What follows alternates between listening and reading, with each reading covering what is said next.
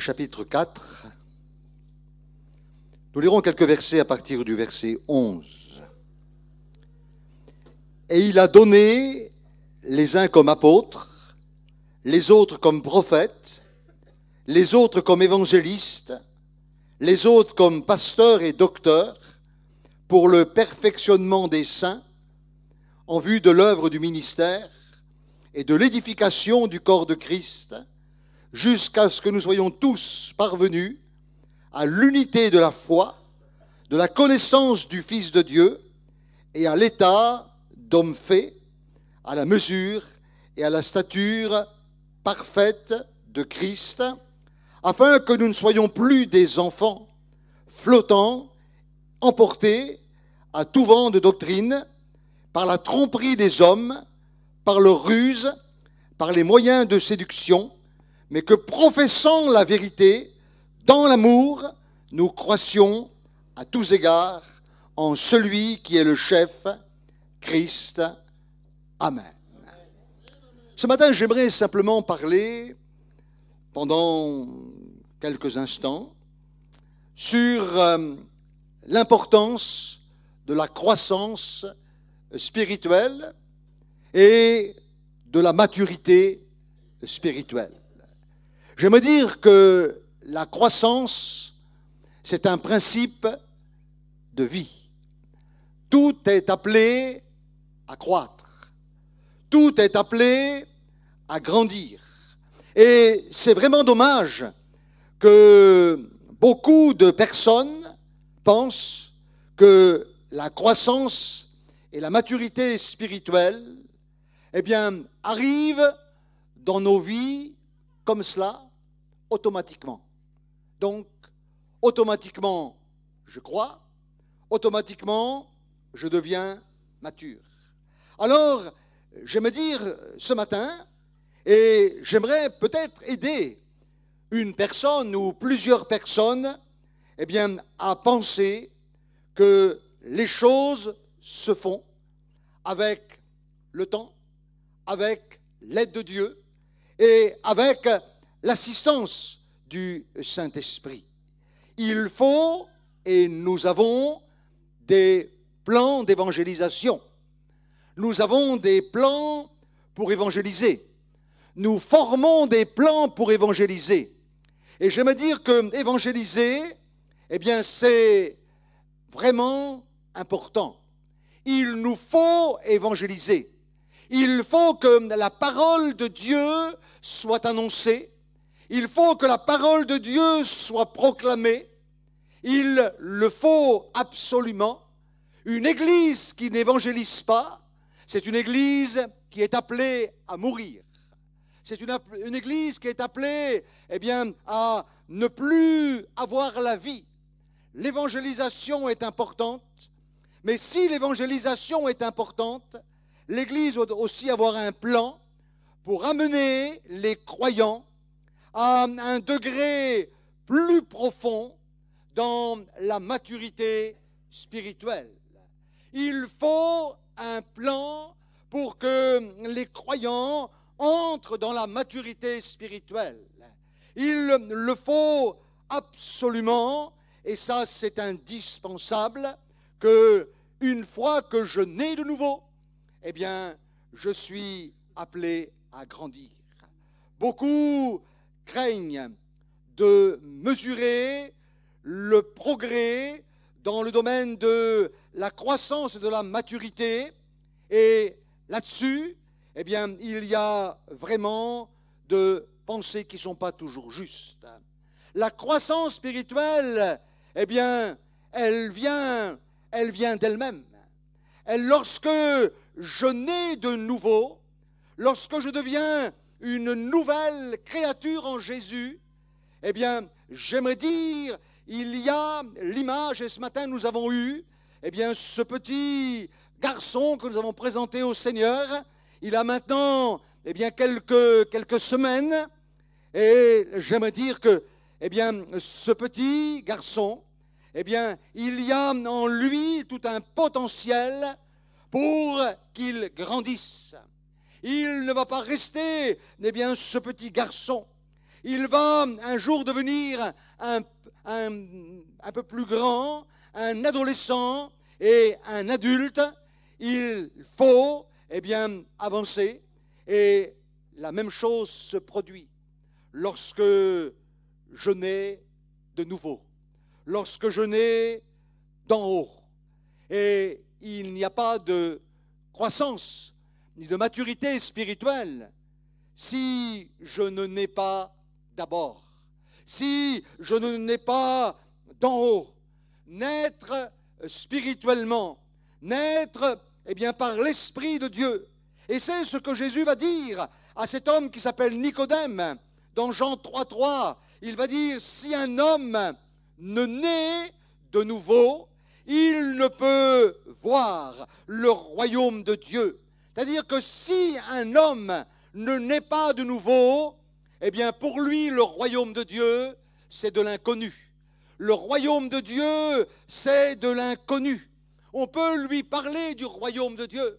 Si un homme ne naît de nouveau, il aura certainement une religion. Il aura une étiquette religieuse. Mais quand on lui parlera du royaume de Dieu, eh bien, il ne saisira pas le royaume de Dieu. Parce qu'il faut naître de nouveau.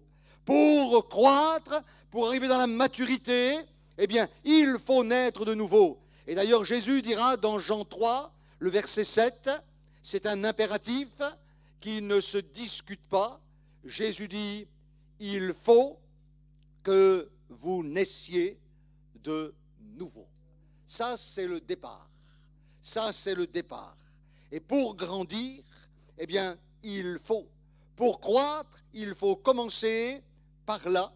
Je dois absolument, eh bien, connaître cette expérience qu'est la nouvelle naissance. Alors, la croissance spirituelle ne peut, eh bien, être atteinte que si d'abord il me faut naître de nouveau. Et j'aime dire la croissance, elle n'est pas réservée à quelques élus, à quelques personnes dans l'Église, des personnes qui seraient des privilégiés. Non, cette nouvelle naissance et croissance, eh bien, elle est demandée à tous. Nous sommes tous appelés à croître et à grandir dans la maturité. On emploie souvent, on se sert souvent de ce verset, Romains 8, 28, « Toute chose concourt au bien de ceux qui aiment Dieu », et point, et quelquefois on s'arrête là. Mais je pense qu'il faut continuer le verset, parce qu'au verset 29, il est dit que nous sommes prédestinés à être semblables à l'image de son Fils. Semblable à l'image de son Fils. Je pense qu'il faut réfléchir là-dessus. Il faut méditer là-dessus. C'est un sujet vraiment de réflexion. C'est vrai que toute chose concourt au bien de ceux qui aiment Dieu, mais à côté, nous sommes prédestinés à être semblables à l'image de son Fils. Voilà ce que dit la parole de Dieu. Et Jean dira, eh bien, dans la première de Jean, le chapitre 3, verset 2, il dit, nous serons semblables à lui. Et 1 Jean 4, verset 17, tel il est, tel nous sommes dans ce monde. C'est la raison pour laquelle Jésus s'est offert en sacrifice. C'est la raison pour laquelle que Jésus nous accorde, eh bien, l'Esprit Saint. L'Esprit Saint est venu sur la terre à partir du moment où Jésus est remonté à la droite du Père. Et c'est la raison pour laquelle, qu'avec les dons spirituels et avec les 5 ministères que le Saint-Esprit donne à l'Église, je dis bien des ministères dons. Les ministères, on ne se les fabrique pas. Moi, je n'aurais jamais voulu rentrer dans le ministère. Je n'aurais jamais voulu. Et si vous auriez parié sur moi, eh bien, c'est sûr que vous auriez perdu. parce que vraiment je ne voulais pas être dedans. Ça ne me plaisait pas, ça ne m'intéressait pas. J'ai essayé combien de fois de fuir l'appel de Dieu. Je vous assure, j'ai fui l'appel de Dieu. Je l'ai fui et je me suis échappé à 2 reprises pour éviter l'appel de Dieu. Une fois, j'ai fait 1000 kilomètres. Je me suis retrouvé dans un culte à 1000 kilomètres pour fuir l'appel de Dieu. J'étais avec mon épouse et je suis exprès m'arriver en retard au culte. Et je me suis caché derrière un pilier de l'église. Voilà, personne ne me connaissait. Je venais juste de me convertir. Je venais juste de me donner à Jésus-Christ. Et là, eh bien, dans l'auditoire, un couple missionnaire qui était missionnaire au Burkina Faso. À l'époque, la Haute-Volta. Autrefois, la Haute-Volta. Et voilà que ce couple missionnaire était là, en congé missionnaire, avec leurs enfants. Et voilà que la sœur, ceux qui connaissent, Madame Dubré, Monsieur et Madame Dubré, eh bien, la sœur donne un parler en langue et elle interprète le parler en langue. Tu dis, tu t'es sauvé, tu t'es caché, mais ce matin je te vois. Je t'ai appelé à mon service. Il faut que tu répondes à mon appel. Réponde à mon appel. Mon enfant, réponde à mon appel. Et là, ma femme, oui, bon, je termine le culte, et puis je rentre dans mon église, et là, à nouveau, je refuse l'appel. Je refuse l'appel. Je ne veux pas de l'appel. Je ne veux pas. Et puis donc, je me rends dans une autre église. Hein? Et là, à quelques kilomètres, et là, pareil, j'arrive en retard. Hein? Et je m'assois dans le fond. Et voilà un parler en langue avec interprétation. Une sœur qui arrivait de l'île Maurice, qui était en congé. L'île Maurice. Tu te sauves, je t'appelle, tu ne vas pas pouvoir te sauver longtemps comme ça. Je t'appelle, réponds à mon appel. Et ça devenait de plus pressant.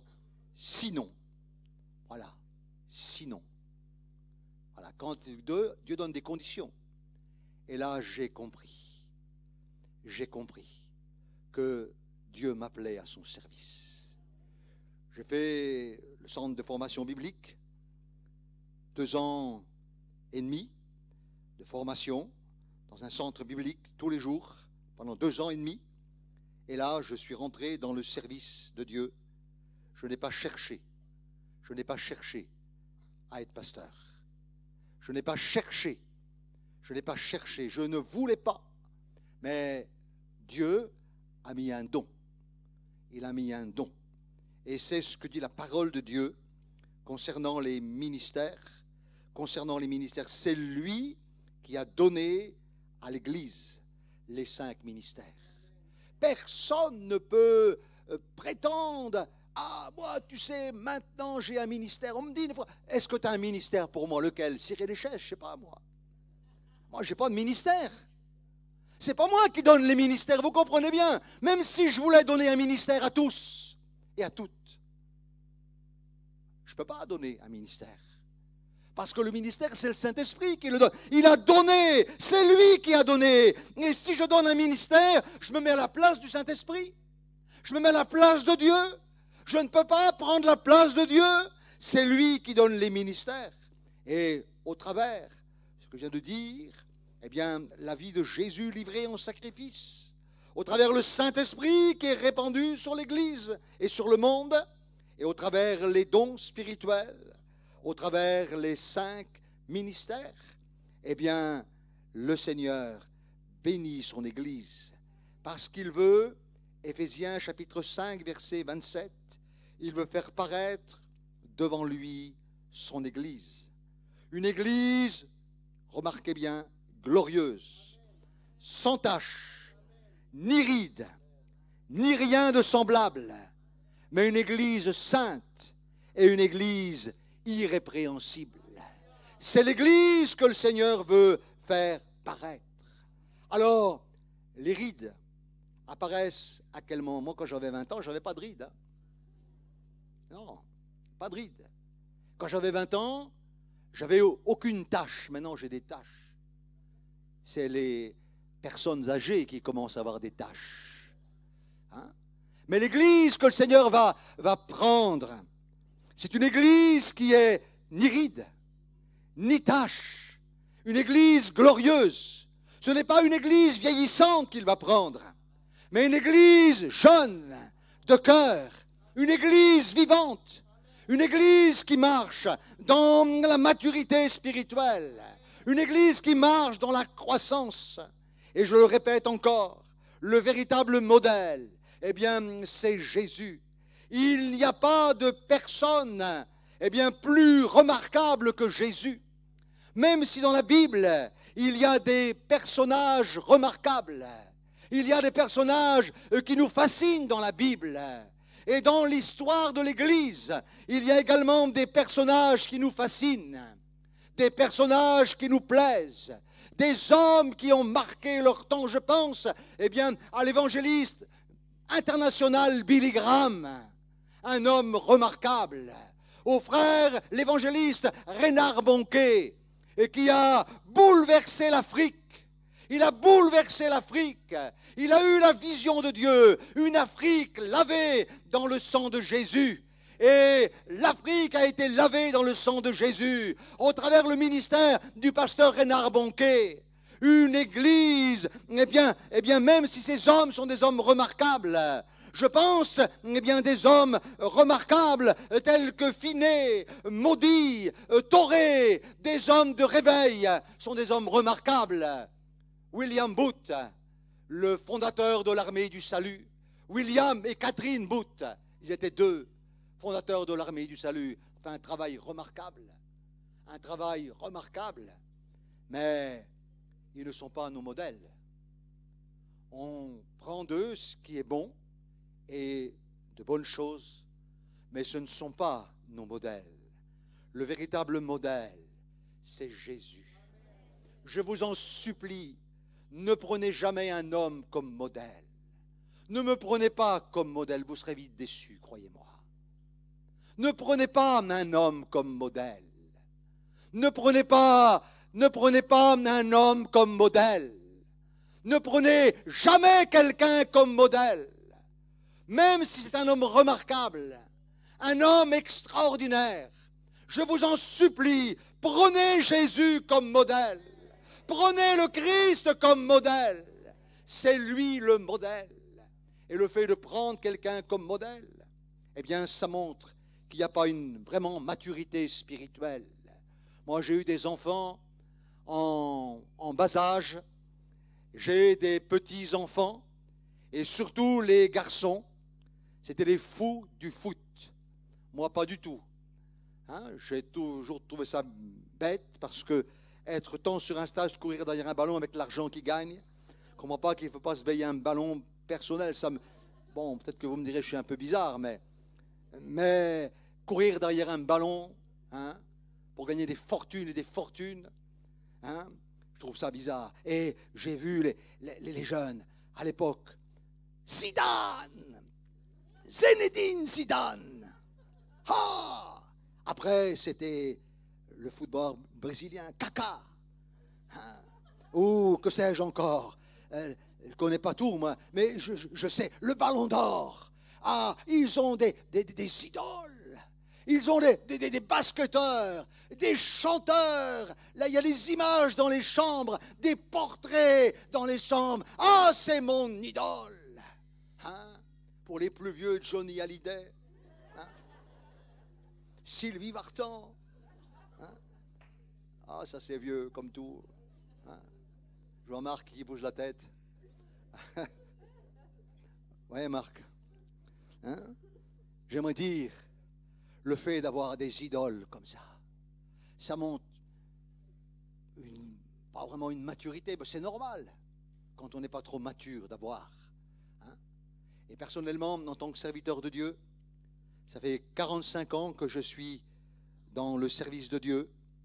J'aime à dire jamais, et Dieu m'en est témoin, et ceux qui me connaissent depuis longtemps, il y a ici des bien-aimés qui me connaissent depuis longtemps, qui me connaissent depuis de longues années, ils savent que jamais une seule fois, je n'ai attiré quelqu'un à moi. Bien sûr, quand on est jeune converti, on s'accroche au pasteur, on s'accroche à l'homme de Dieu. Ah, tu es mon pasteur. Oui, c'est toi, c'est toi. Mais à chaque fois, que ce soit dans l'église comme en prison, eh bien, je n'attire jamais personne à moi. J'essaie toujours, eh bien, à un moment donné, de m'éloigner. Je m'éloigne. Non, viens pas à moi, mais viens à Jésus. Viens à Jésus. Du moins, c'est comme ça qu'on m'a appris. Et c'est comme ça que le Saint-Esprit m'a éduqué. Je n'ai jamais attiré quelqu'un à moi. Je n'ai jamais attiré quelqu'un à moi. Parce que tu n'es pas mon disciple, mais tu es le disciple de Jésus. Et si tu étais mon disciple, je serais pécheur. Je ne suis pas un gourou, mais je suis un serviteur de l'Éternel, un serviteur du Dieu vivant. Il faut attirer à Jésus.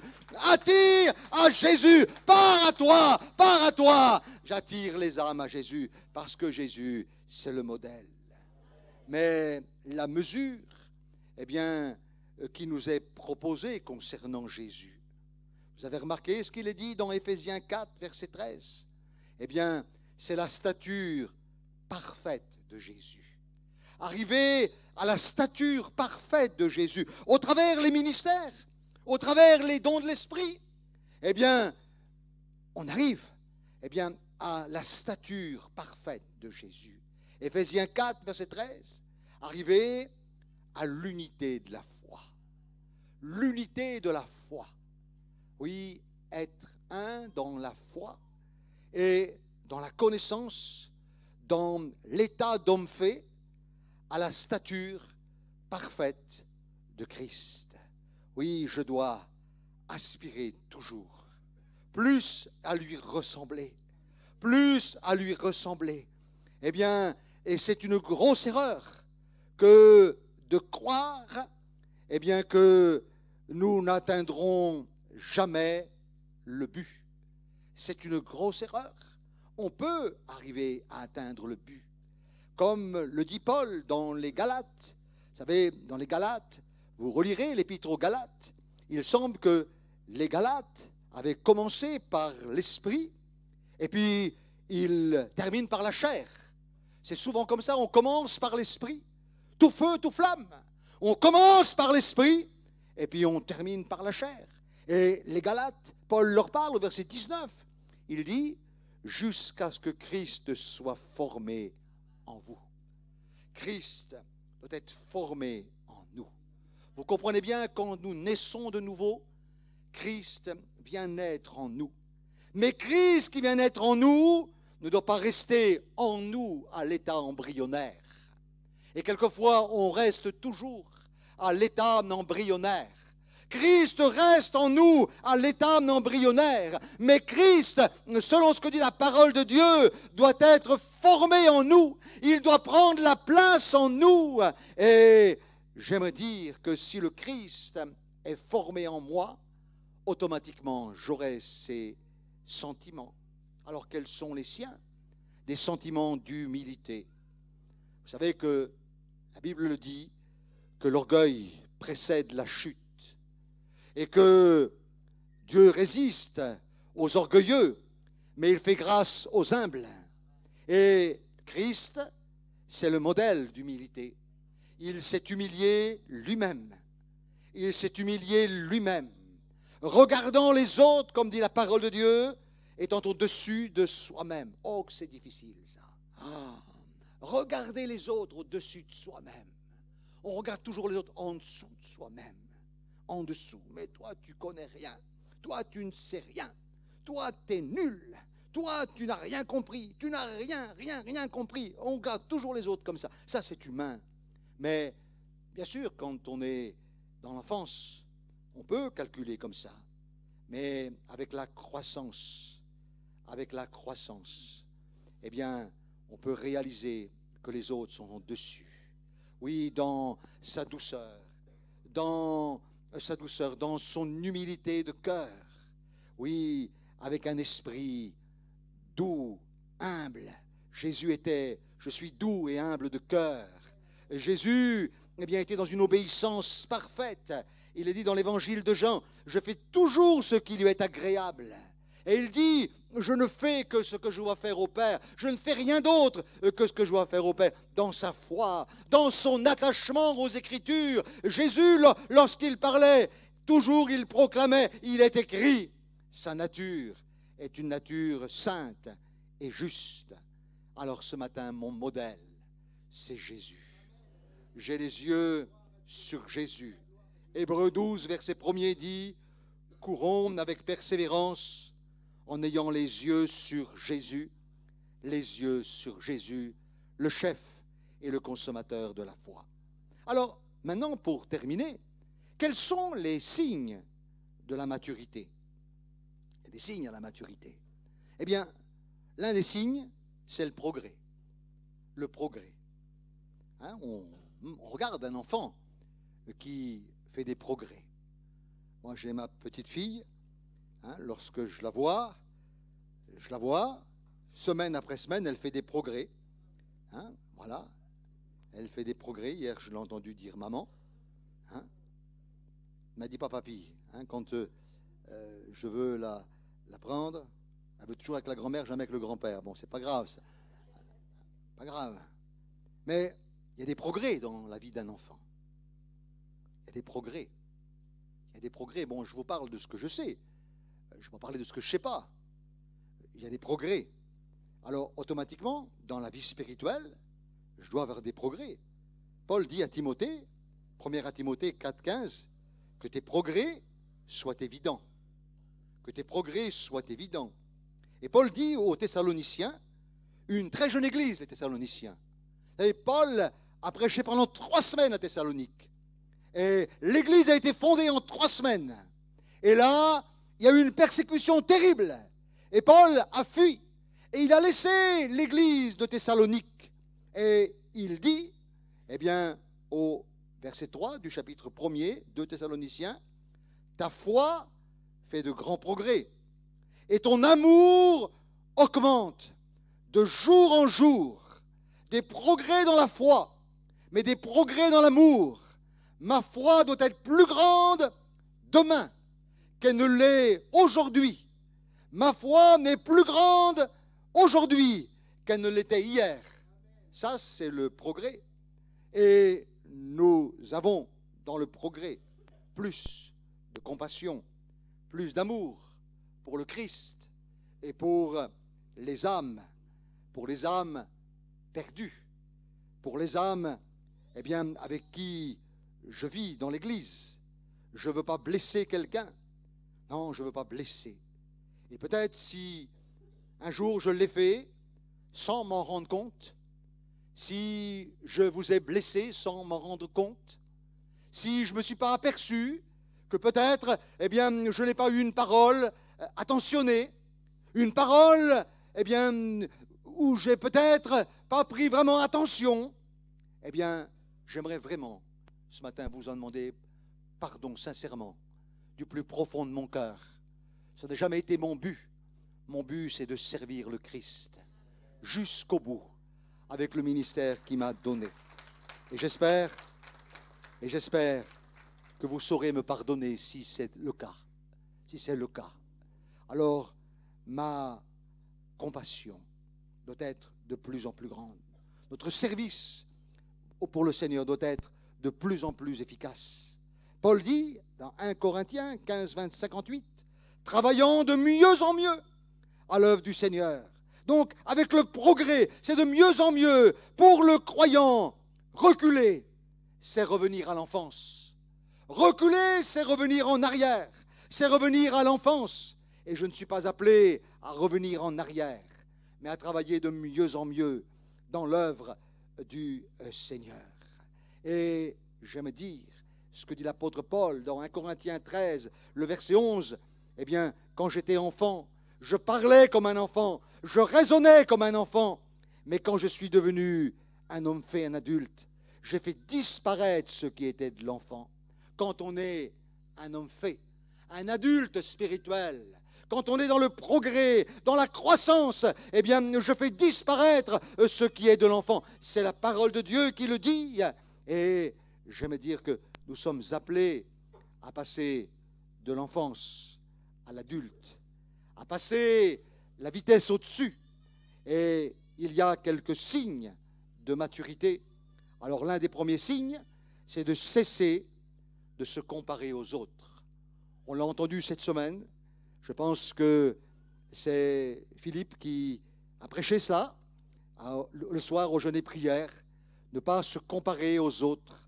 On a tellement la facilité de se comparer aux autres. On a tellement la facilité de se comparer aux autres. Tellement la facilité. Je me rappelle quand j'étais jeune chrétien, il y avait un prédicateur que j'aimais beaucoup, c'était un pasteur Zigan.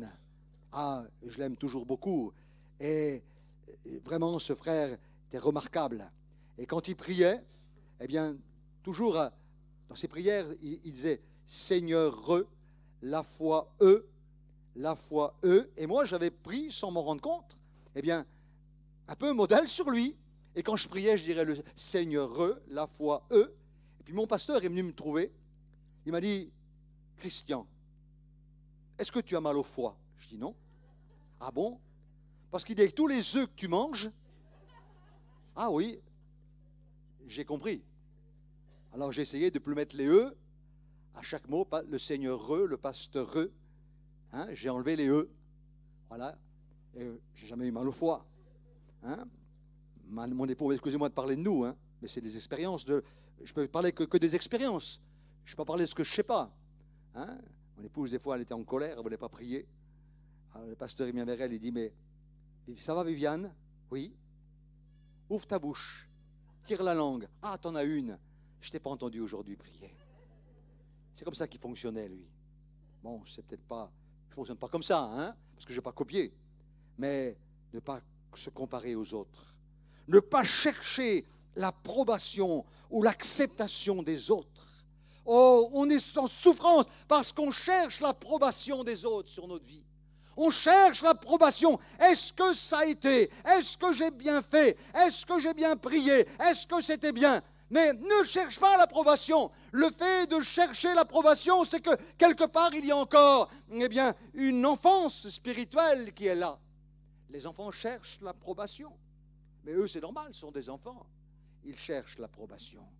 Je ne cherche pas non plus, à prouver quelque chose au monde. Je n'ai rien à prouver. C'est à Dieu que j'ai approuvé. Pas à personne. Je ne veux rien prouver à personne. Je veux prouver à Dieu. Béni soit le nom du Seigneur. Et accepter les autres tels qu'ils sont. Je les accepte tels qu'ils sont. Avec leurs qualités comme avec leurs défauts. Mais comme quelquefois il y a plus de défauts que de qualités, c'est beaucoup plus facile ou difficile à voir les qualités que les défauts. Hein? Je les prends tels qu'ils sont.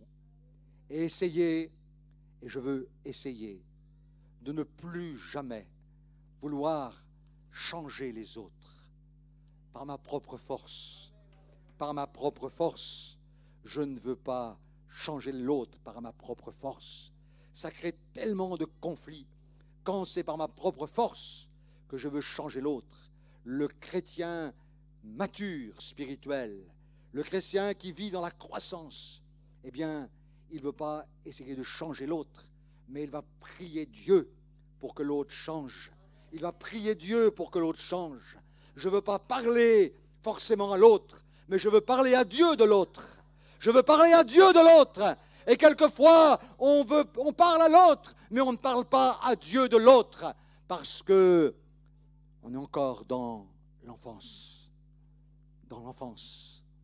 spirituelle, la maturité, la croissance et la maturité spirituelle, jusqu'à ce que nous soyons parvenus à l'état d'homme fait, à la stature parfaite de Christ, à la stature parfaite de Christ. Il y a matière à réflexion. Il y a matière à réflexion. Et je vous invite à réfléchir encore là-dessus. Je vous invite encore à réfléchir sur la parole de Dieu. Je ne veux pas faire passer ma pensée. Que Dieu me garde. Et je parle devant Dieu maintenant. Je parle devant l'Esprit de Dieu. Que Dieu me garde de faire passer ma pensée. Mais je fais passer la pensée de Christ. La pensée de Dieu. La pensée de l'Esprit. Et je ne veux pas, dire quoi que ce soit, mais je suis convaincu ce matin que cette pensée, c'est la pensée de Dieu. C'est la pensée de Dieu. C'est la pensée de Dieu. Pour ma vie et pour votre vie, c'est la pensée de Dieu. Peut-être dit, peut-être pas de manière parfaite, parce que je ne suis pas parfait. Je tends à la perfection, mais je vous assure, c'est la pensée de Dieu pour l'Église ce matin, à réfléchir. On s'incline quelques instants. On ferme nos yeux. Alléluia. Et peut-être que le groupe de musique va revenir chanter ce chœur Alléluia. Nous voulons remplir ce lieu d'un Alléluia. Nous voulons remplir cette salle des fêtes d'un Alléluia. Et que de cette salle des fêtes, ça déborde à l'extérieur. Ça déborde à l'extérieur. Parce que là, il y a des croyants matures, des croyants qui vivent la croissance. Et si même je suis un nouveau-né spirituel, je commence ma croissance. Je commence ma croissance. Lorsque le bébé croît dans le sein de sa maman, il ne reste pas dans l'état embryonnaire. Mais chaque semaine, chaque jour, il croît. Il y a des contrôles qui sont faits. Il croit jusqu'à ce qu'il devienne un adulte, un homme fait. Oh, nous sommes devant Dieu. Alléluia. On va remplir ce lieu d'un Alléluia. Alléluia. Restons quelques instants. On va se lever.